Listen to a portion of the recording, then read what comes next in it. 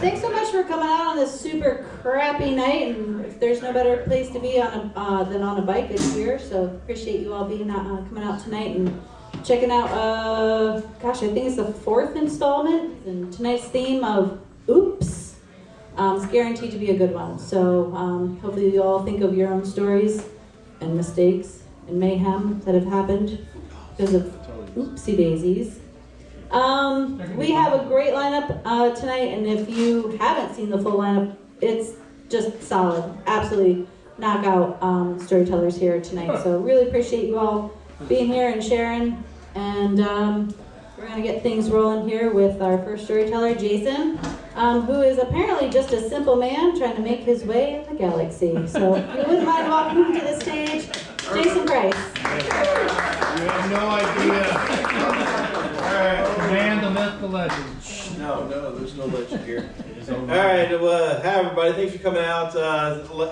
It's like just talking to friends here. I love it. I know everybody here. It's awesome. So my oops story kind of revolves around the bike that they got away. Oops, I should not have sold this, and it was in a drunken stupor that I sold it. But we'll get to the punchline later. So many of you remember this little purple bike that I used to rip around on, the Flying Hawaiian. So this was a 1972 CS3 200 Yamaha electric. One of my favorite bikes I ever owned. And I have a thing for purple motorcycles. It doesn't go back to my 1984 theme of in high school. We had this homecoming theme of Purple Rain. I went to Mail and it was REIGN. I'm dyslexic, so don't forget the spelling. But Purple Rain. So I get this purple thing in my veins. I don't know what it is. I love purple. So I was driving down Charlestown Road in southern Indiana, and I saw this magnificent machine. It was like the sun just shone down upon this glorious thing, and I literally whipped my car around instantly and pulled over into the Black Diamond Pest Control business, and there was this little motorcycle. I walked inside. I was like, "Hey, who owns this bike?" This guy's, "Oh, I do." "How much is it?" $500. Does it have a title? Does it run? No, it doesn't have a title, and no, it doesn't run. Two of the first laws of vintage motorcycles is always buy it with a title and always make sure that it runs. This did neither, but it was purple. So I had to have this motorcycle. So I gave him, as quick as I could get to the ATM and get back, I gave him $500, and I am now the proud owner of the 1972 CS3 200 in purple. So when I got this motorcycle, I got it back to the house. And I put it up on the stand. I was like, first thing I gotta do, I gotta get it running.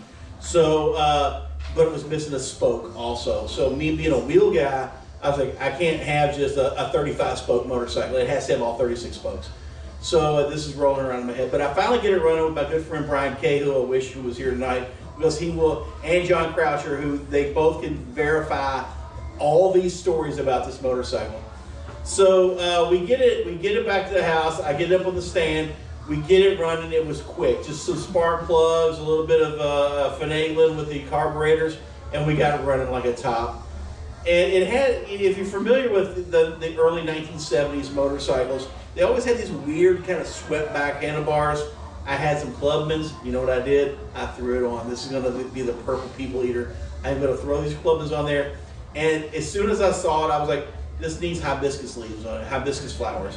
So I ordered off of eBay a bunch of hibiscus flowers, and I put them all over the tank. So here we have this purple hibiscus flowered motorcycle, but it had no badges, because the badges for this thing are going to run about $300.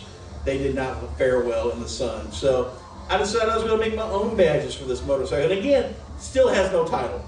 I'm taking the license plate off of the GT250 that I have and putting it onto, what cop in southern Indiana knows the difference between a 1974 Suzuki GT250 and a Yamaha 200? They don't. They don't know shit. So I'm switching plates back and forth. I get the Clubmans on there, and man, it is amazing to feel this little motorcycle with my 200 and plus pound body on it. I am just ripping through southern Indiana, pitching it through on these 40-year-old tires, just ripping around corners. I'm loving it. And it just happened to be, when I got this motorcycle, it was right before Beatersville. So if you remember Beatersville, when it was down at the old Phoenix Hill Tavern, it was a big hot rod show. It still is. But there was something about it being at Phoenix Hill. And this happened to be the very last year that they held Beatersville at Phoenix Hill Tavern before they tore it down. So we didn't know this at the time, but so here we are. We have the Flying Hawaiian with its club mitts, its hibiscus flowers all over it. Still no title with the wrong license plate on it. Doesn't matter because it's a fun little bike. So we get this thing back. We're having a good time with it. Lewis Meyer actually does some very suggestive posing on the Flying Hawaiian. Those pictures are out there if you want to dig through the internet.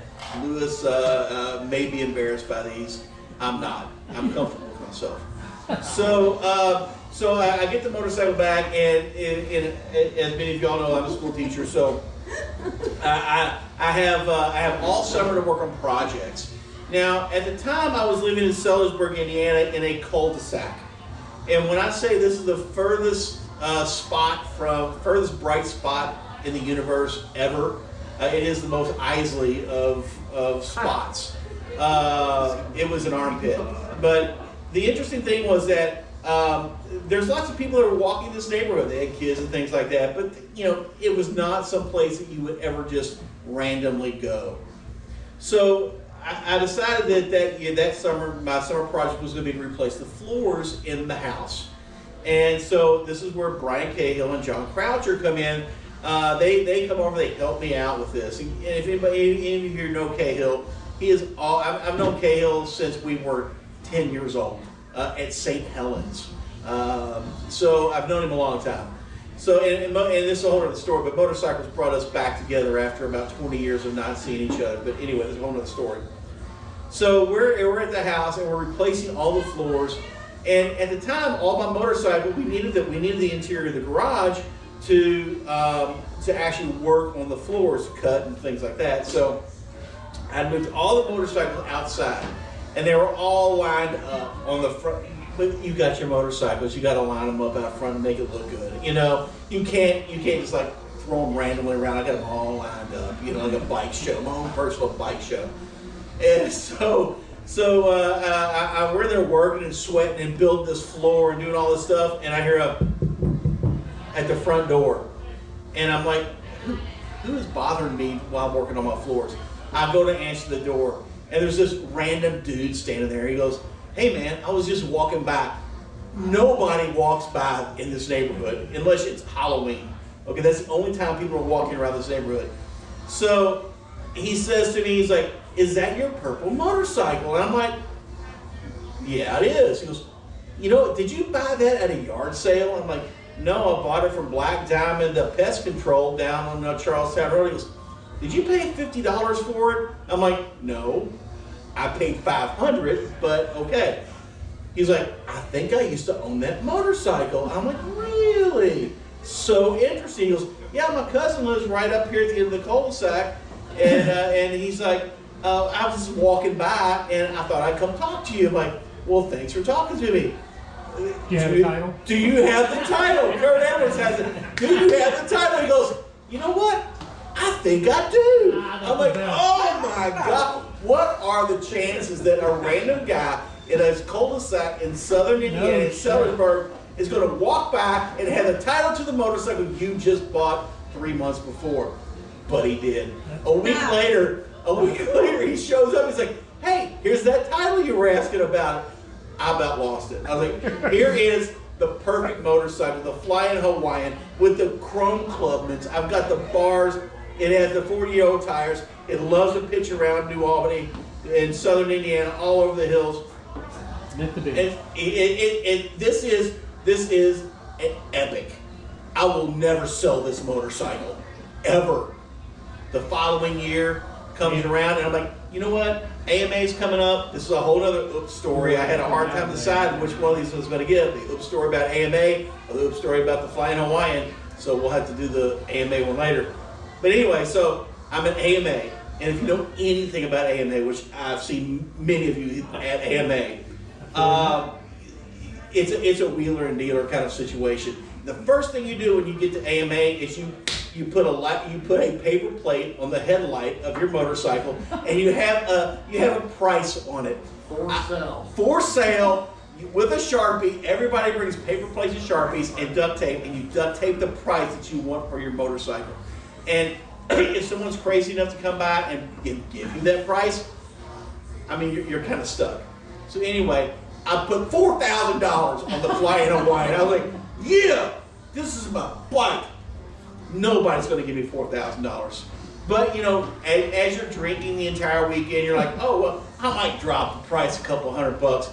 So by the end of the weekend, after riding this thing all over AMA, Everybody rode it. Everybody rode the Flying Hawaiian. Oh, yeah, I think Kurt rode it. So we find it's Sunday at AMA Vintage Days, and I've lowered the price to $3,500. Like, nobody's buying this bike; it's just way too expensive.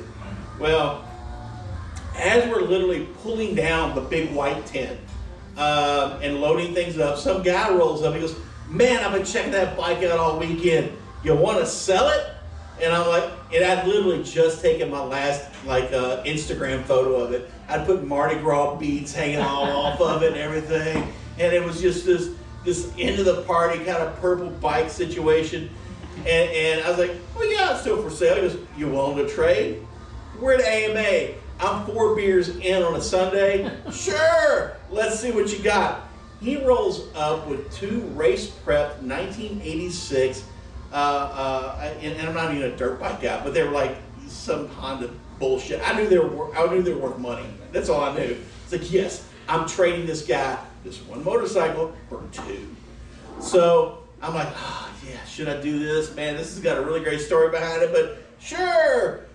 Pop another beer, let's sell this motorcycle. So I trade him these 2 race-prepped motorcycles, Honda whatevers, for the Flying Hawaiian. And I was like, yes, score.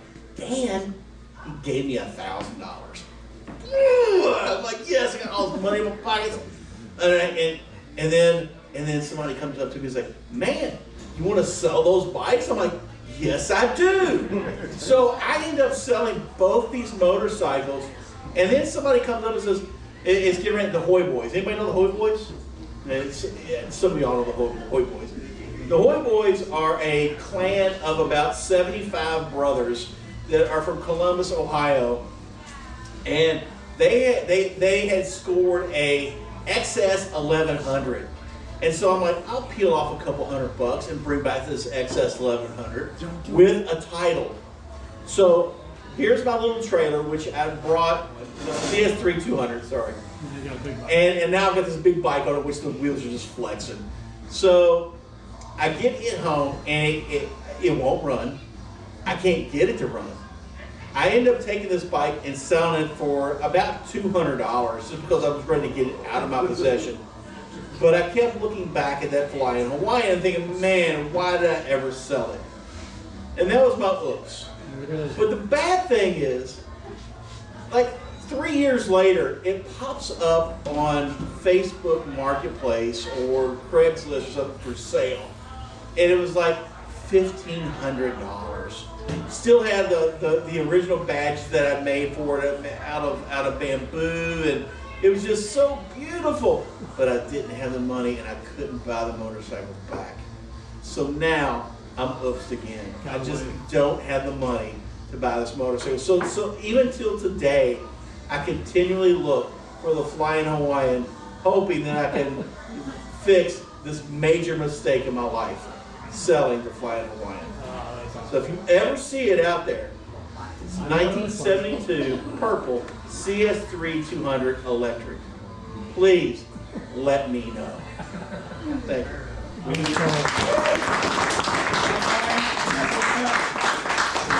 A lot happens at AMA, so not surprised that that bike got wheeled and dealed away from you. But it sounds like it does need to be found because where I'm based up in Chicago, there's a guy that drives around a tiki bike. I mean, it's a fully functioning bar off the back of this guy's bike, painted full Hawaiian style. It sounds like this needs to be recreated down here. So you need to find that bike. I do. All right.